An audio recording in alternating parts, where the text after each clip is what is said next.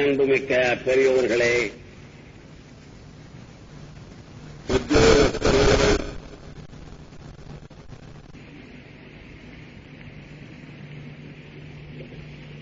சர்வ கட்சி தோழர்களே, என்னை இங்கு வரவழைத்த திராவிட கழக தோழர்களே, என்னை வரக்கூடாது என்று பெட்டிஷன் போட்ட என் இனிமைய நண்பர்களே,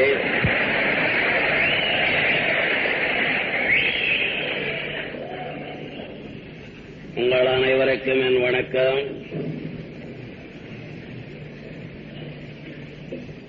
நான் மலேசியா நாடு வர வேண்டிய காரணம் நமது நண்பர் ராமசாமி அவர்கள் தானே தவிர நான் எப்பொழுதுமே வெளிநாடு செல்வதில்லை.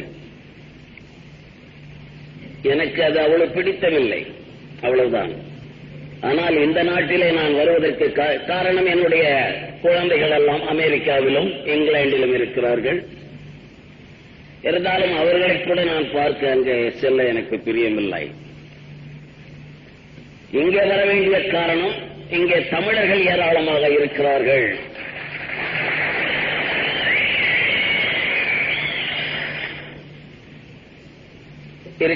அவர்களை பார்த்து இங்கே எப்படி வாழ்கிறார்கள், ரப்பர் தோட்ட மக்களை பார்க்க வேண்டும், அவர்கள் என்ன நிலைமையில் இருக்கிறார்கள் என்பதையெல்லாம் பார்த்து போக வேண்டும் என்ற காரணத்தில் தான் வந்தேன்.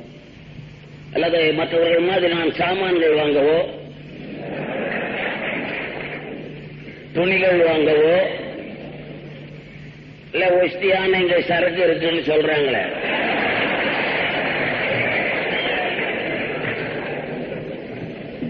அதுகிட்டெல்லாம் நெருங்கிறதுக்கு நான் வரலே.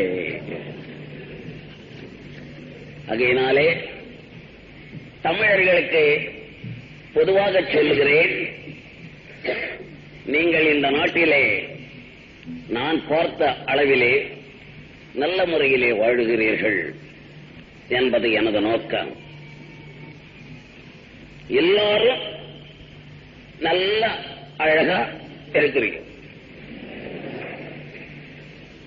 நாடு எப்படி பசுமையா இருக்கோ அதே மாதிரி நீங்களும் பசுமையா இருக்கிறீங்க. நினைச்சா ஒரு 30 வெள்ளி கொடுத்தா ஒரு நாள் பூரா பென்ஸ் கார்ல போறீங்க. அங்க ஜட்கா வண்டியில கூட போக முடியாது மெட்ராஸ்ல. எங்களை பேசவில்லை, மக்களை. நீங்கள் மக்கள் அனைவரும் நன்றாயிருக்கிறீர்கள், அங்கே நாங்கள் நன்றாயிருக்கிறோம், அவ்வளவுதான். மக்கள் அப்படி இல்லை. இங்க எல்லோரையும் பார்த்தாலும் நல்ல வெள்ளக்காரன் மாதிரி சூட் போட்டுக்கிட்டு தான் இருக்கிறீங்க. ரப்பர் தோட்டத்தில் ஏதாவது வேற மாதிரி இருப்பான்னு போய் பார்த்தேன், அவனும் சூட்டை போட்டுக்கிட்டு தான் இருக்கிறான். தயவு செய்து நண்பர்களை விசில் அடிக்க வேண்டாம் என்று கேட்டுக்கொள்ள.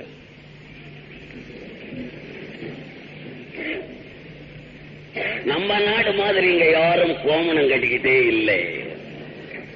அது ஒரு பெரிய மகிழ்ச்சி. அதுதான் நான் சில கேள்விப்படுகிறேன். இங்கே இருந்து அங்கே போய் வாழலாம் என்று பலர் கருதுவதாக தெரிகிறது. வேண்டாம், தயவு செய்து தமிழ்நாட்டு பக்கம் திரும்பவே கூடாது. நீங்கள் இந்த தாயகத்தை விட்டு உங்களுக்கு சொல்லுகிறேன், இந்த மாதிரி ஒரு நாடு உங்களுக்கு கிடைக்காது. இது இஸ்லாமிய மதம் உள்ள நாடு. பேசுவார்கள் மக்கள், கட்சிகளை பேசவில்லையா? ஒவ்வொருத்தர் ஒரு கட்சி பேசலையா? தமாஷா. கட்சியை பற்றி ரொம்ப பேருக்கு என்ன தெரியும்னு எனக்கு தெரியல, அவ்வளவுதானே தவிர எனக்கு எல்லா கட்சி அஸ்திபாரங்களும் தெரியும், எல்லா கட்சி தலைவர்களும் எனக்கு நண்பர்கள். இவர்கள் ஒன்று நினைச்சுக்கணும், எவன் ஆண்டாலும், கடவுளே நாட்டை ஆண்டாலும் நீங்க உழைச்சிதான் சாப்பிடணுமே தவிர சும்மா வாயில கொண்டாந்து ஊட்ட மாட்டான் யாரும்.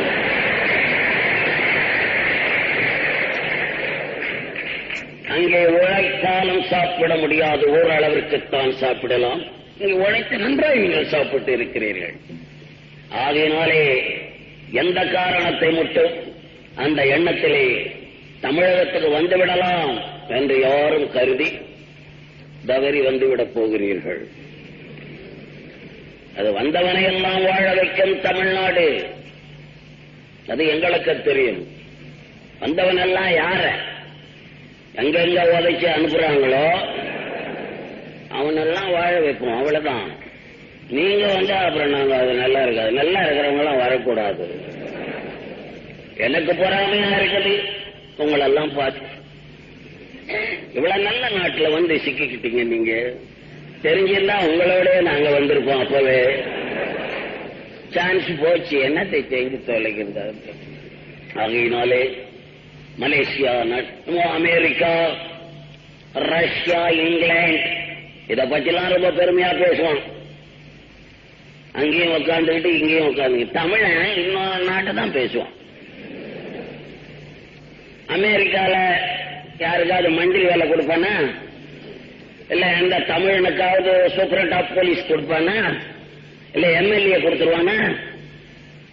அமெரிக்காவை விட, ரஷ்யாவை விட எல்லா இனத்திற்கும் இங்கே உத்தியோகத்தை தந்திருக்கிறாரே இந்த மலேசியா நாடு. இதை விட உயர்ந்த நாடு அது என்று எவரும் கருதிவிடக் கூடாது.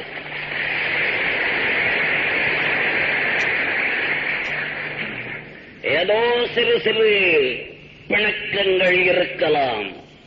போக போக உங்களுக்கு சரியாகிவிடும். இஸ்லாம் மதம் மிக உயர்ந்த மதம். அது பெரியார் ஒரு காலத்திலே சொன்னார். திராவிட கழகத்திலே அங்கே பார்ப்பனர்கள் செய்யும் கொடுமையை முன்னிட்டு நீங்கள் மிக கொடுமை செய்தால் திராவிட கழகம் அத்தனை பேரும் நாங்கள் இஸ்லாமியர்கள் ஆகிவிடுவோம் என்று பயமுறுத்தினார் ஒரு காலத்திலே. ஆகையினால் அந்த மதத்தில் ஒன்று தப்பில்லை. நல்லதொரு கடவுளை வைத்திருக்கிறார்கள் அவர்கள். நாகரிகமான கொள்கை.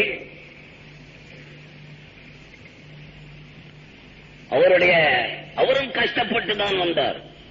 நீங்களும் கஷ்டப்பட்டு வர வேண்டும் நாட்டிலே முன்னுக்கு. இன்னும் ஆண்டவனே கஷ்டப்பட்டு தான் வந்திருக்கிறார்கள் உலகத்திலே. நபிநாயகம் அவர்கள் பல சீர்திருத்த கொள்கைகளை சொன்னதற்கு மெக்காவில் இருந்து மெதினா வரையில் கல்லால் அடித்து துரத்தப்பட்டார். தொழுகையின் போது